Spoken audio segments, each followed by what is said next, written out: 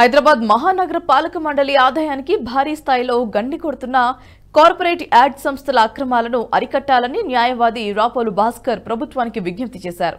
Somajiguda press club లో ఏర్పాటు చేసిన విలేకరుల సమావేశంలో శోభారెడ్డి, గణేష్లతో కలిసి వారు మాట్లాడారు. ప్రభుత్వ నిబంధనలకు విరుద్ధంగా జంట నగరాల పరిధిలో యాడ్స్ నిర్వహణ కొనసాగుతుందని ఆరోపించారు.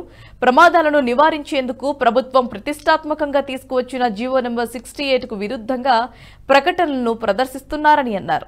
ఈ నేపథ్యంలో బడా యాడ్ సంస్థల అవినీతి అక్రమాలు వారికి వత్తాసు పలుకుతున్న జీహెచ్ఎంసీ అధికారులపై సమగ్ర విచారణ జరిపేలా ఆదేశాలు జారీ చేయాలని హైకోర్టును ఆశ్రయించినట్లు ఆయన చెప్పారు. ఈ విషయంపై జీడీపీకి సైతం ఫిర్యాదు చేశామన్నారు.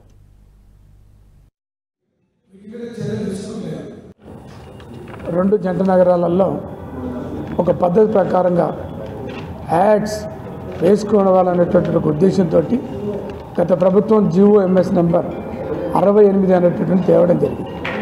దీని యొక్క ముఖ్యమైనటువంటి ఉద్దేశం ఏంటంటే ఎబో 15 ఫీట్స్ పైన ఎక్కడ కూడా యాడ్స్ ఎరెక్షన్ చేయొద్దు అనేటటువంటి ఈ జీవోలు ఉండేటటువంటి ముఖ్యమైనటువంటి సారాంశం.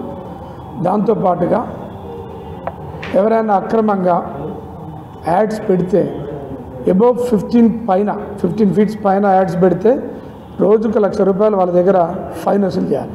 బిలో 15 ఫీట్స్ లోపల పెడితే ₹50,000 చొప్పున వసూలు చేయాలి. దాంతోపాటు ఏంటంటే ఈ టెండర్స్ జిహెచ్ఎంసీ అధికారులు కొన్ని పెద్ద పెద్ద యాడ్ ఏజెన్సీలతో కుమ్మక్కై ఒక పద్ధతి ప్రకారంగా టెండర్స్ని నిర్వహించడం అనేటువంటి జరుగుతలేదు. దాంతో ఏంటంటే చిరు యాడ్ ఏజెన్సీ నిర్వహించేటటువంటి అనేక మంది ఈ యాడ్స్లలో పాల్గొనలేకపోతా ఉన్నారు. వాళ్ళకు అధిక అవకాశాలు రావటం అనేటువంటి జరుగుతలేదు. మేము డిమాండ్ చేసేది ఏంటంటే యాడ్ ఏజెన్సీలు తీసుకున్నటువంటి కొన్ని పెద్ద పెద్ద కంపెనీల నుంచి ₹100 కోట్ల జిహెచ్ఎంసీకి రావాల్సింది వాటిని వసూలు చేయాలి. అక్రమంగా పెట్టినటువంటి హోర్డింగ్స్ మీద చర్యలు తీసుకోవాలి, పెనాల్టీస్ వసూలు చేయాలి. యాడ్ పేరుతో జరిగేటటువంటి టెండర్లు అన్ని వర్గాల ప్రజలు పాల్గొనేటట్టుగా అవకాశం కల్పించాలి. బహిరంగంగా ఓపెన్ యాక్షన్ పెట్టాలి. రిట్ వేయడం జరిగిందండి పబ్లిక్లో ఈ జరిగే వైలేషన్ గురించి. ఎందుకంటే ఈ జీవో నెంబర్ 68 పెట్టారు. ఆ రూల్స్ ప్రకారం జీవో నెంబర్ 68లో ఏదైతే ఉందో అబౌవ్ 15 ఫీట్ అనే టర్మ్ని పాటించట్లేరు కొన్ని సంస్థలు. వాటికి మాత్రము జిహెచ్ఎంసీ ఎందుకు సపోర్ట్ చేస్తుందో మాకు అర్థం కావట్లేదు. అందరికీ ఒక రూలు, వీళ్ళకి మాత్రం ఒక రూల్ అనేది కాన్సెప్ట్ వీళ్ళు ఫాలో అవుతున్నారు. వీళ్ళ దగ్గర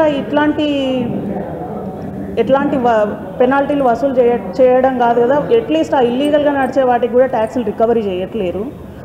మరి దీనివల్ల చాలామంది నష్టపోతున్నారండి. ఈవెన్ పబ్లిక్కి కూడా నష్టం జరుగుతుంది. అది ఏదైనా గాలి వచ్చి ఆ బోర్డు పడిందంటే పబ్లిక్కి కూడా ప్రమాదం అండి. అది చాలా దానికి స్ట్రక్చరల్ డ్యామేజ్ కూడా చేస్తున్నారు. ఎల్ఎన్టీ ఏదైతే బోర్డులు పెట్టే ప్రయత్నంలో పెద్ద పెద్ద డ్రిల్లింగ్స్ చేసి అవన్నీ కింద పడితే ఏంటండి స్ట్రక్చర్ డ్యామేజ్ చేయడానికి. స్ట్రక్చర్ ఒకటి పెట్టాలంటే ముందుగా డిజైన్ చేసుకోవాలి. డిజైన్ అయితే లేకుండా, ఒక ప్లానింగ్ లేకుండా ఇష్టం వచ్చినట్టు ఎక్కడ గ్యాప్ దొరికితే అక్కడ అబోవ్ 15 ఫీట్ డ్రిల్లింగ్ చేసుకుంటా స్ట్రక్చర్ డ్యామేజ్ చేసుకుంటూ ఇలా ప్రభుత్వ నిధికి ఇటు వీళ్ళు ఏదైతే హెచ్ఎంఆర్ఎల్ అండ్ ఎల్ఎన్టీ అగ్రిమెంట్ ఉందో ఇది ఒక ప్రభుత్వ అండ్ గవర్నమెంట్కి సంబంధించి, ప్రభుత్వ అండ్ ప్రైవేట్కి సంబంధించిన ఈ సంస్థని వాళ్ళు రకరకాలుగా డ్యామేజ్ చేస్తున్నారండి. రిట్ వేయడం జరిగిందండి పబ్లిక్లో. ఈ వీడియో మీకు నచ్చినట్టయితే లైక్ చేయండి, 10 మందికి షేర్ చేయండి. అలాగే కామెంట్ల రూపంలో మీ అభిప్రాయాలను మాతో పంచుకోండి. Nationalist hub group of channels ను సబ్స్క్రైబ్ చేసుకుని తెలుగునాట జాతీయవాద జర్నలిజాన్ని ప్రోత్సహించండి. ఈ వీడియో కింద ఉన్న బెల్ ఐకాన్ పై క్లిక్ చేయడం మర్చిపోవద్దు.